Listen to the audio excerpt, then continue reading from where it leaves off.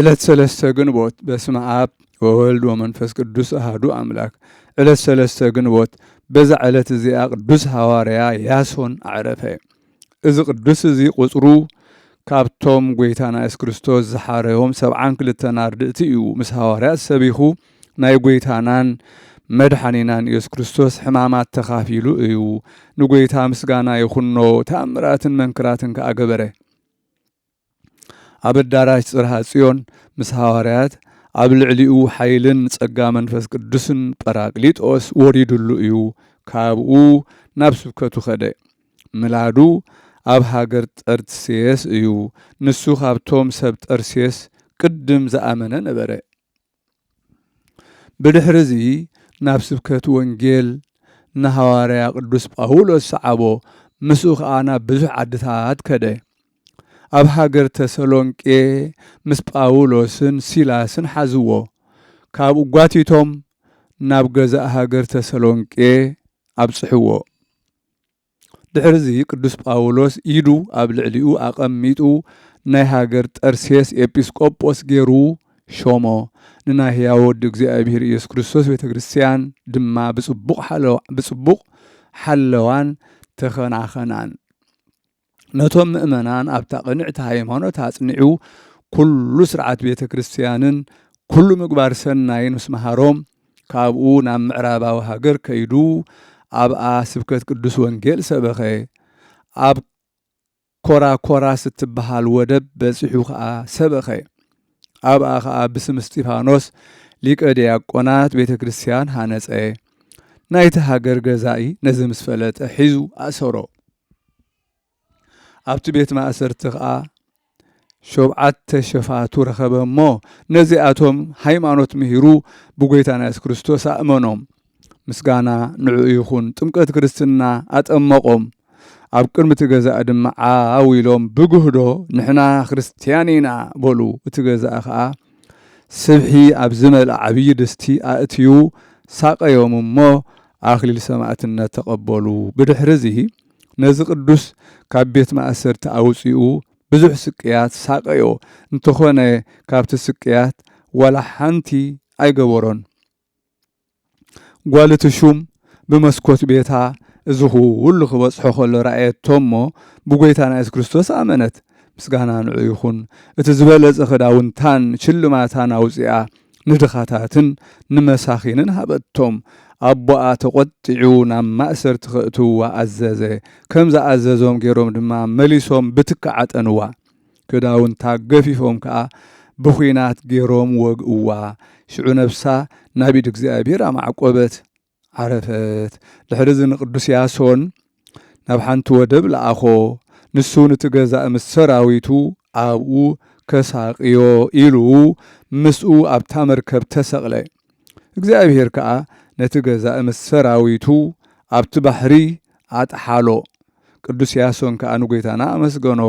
ኣብቲ ቦታ ከዓ እናሰበኸን እናመሃረን ንብዙሕ ዓመታት ተቐመጠ። ከም ብሓድሽ ካልእ ገዛእ ተሾመ እሞ ንቅዱስ ያሶንን ነቶም ምስኡ ዘለውን ናብኡ ፀውዖም። ነቲ ዓብዪ ድስቲ ፈሳሲ ነገር ምስ ስብሕን ሽምዓን መሊኡ ኣብ ትሕቲኡ ክሳብ ዝመክኽ ሓዋ ኣጒዱ ነዚ ቅዱስ ኣብኡ ኣእተውዎ። እግዚኣብሔር ግና ካብ ጥፍኣት ገለ ከይበፅሖ ኣድሓኖ። እዚ ገዛኢ ነዚ ምስ ረኣየ ብጎይታና ኢየሱስ ክርስቶስ ኣመነ። ምስጋና ንዑ ይኹን።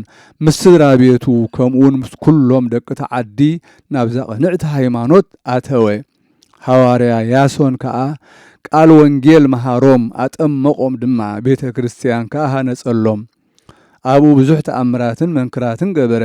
ብኣገልግሎቱ ንእግዚኣብሔር ባህ ምስ ኣበሎ ብሕጉስ ገጽን ብጽቡቕ ሽምግልናን ዓረፈ። በረኸቱ ምሳና ይኹን ዘለዓለም ዓለም ኣሜን። ሰላም ለከ ያሶን ረድኡ ለወልደ ማርያም ድንግል መጥበቢ ሕፃናት በስምኡ ለጤገነ እሳት ውኡይ ዘኢያህመመከ ፍልሃተ ቅብኡ ለወለተ ንጉሥ ሰላም ዘምስለፈያት ሰብኡ እለ በእዴከ አምኑ ወጥምቀተ ነስኡ። ሰላም እብለካ ያሶን ረድኡ ንወዲ ማርያም ድንግል መጥበብ ህፃናት ብሞቱ ብስምዑ ንፍሉሕ ድስቲ ውዑይ ዘይሕመሞ ፍልሓት ቅብኡ ንጓል ንጉስ ሰላም ምስቶም ሸፋቱን 7 ሰብኡ ብኢድካ ዝኣመኑ ጥምቀቱን ዝተቐበሉ ዘነስኡ በዛ ዕለት እዚኣ ኣባ ብሶይ ካብ ሰብ ቤልጌት ሰማዕትነት ተቐበለ ነዚ ቅዱስ እዚ ብመጥወይን ብሓቕረትን ዝበሃል መሳቀይ ሳቀይዎ ካብኡ ኣብ ኢዱ ኣኽሊል ሒዙ መልኣኽ ተራእዮ ኣይትፍራህ እንሆ ኣኽሊል ኣብ ኢደይ ኣሎ በሎ ድሕርዚ ብዙሕ ሳቀይዎ ኣብ እቶን ሓዊ ከዓ ደርበይዎ ብኸም ዝበለ ስቃይ ጽቡቕ ጉያኡ ወዲኡ ብሰላም ዓረፈ በረኸቱ ምሳና ትኹን ዘለዓለም ዓለም ኣሜን ሰላም ለኣባ ብሶይ በላህበ ማህቶ ዘውእየ ኣነዳገጹ ፍጹመ እስከ ተላጸየ በዝንቱ አክሊል ዘውሰ እድየ እኬልለከ መልአክ እንዘይብሎ አመበርእሱ ወደየ በዋዕየ እሳት ፈጸመ ሩፀቶ ሰናየ ሰላም ንኣባ ብሶይ ብሙቐት መብራህቲ ዝወዓየ ቆርቦት ገጹ ፍጹም ክሳብ ዝተላጸየ በዛ አክሊል እዚ ዘሎ ኣብ ኢደየ መልአኽ ኣብ ርእሱ ወደየሉ እናበለ ክሽልመካ እየ ብዋዕ ሓዊ ፈጺሙ ጉያኡ ሰናየ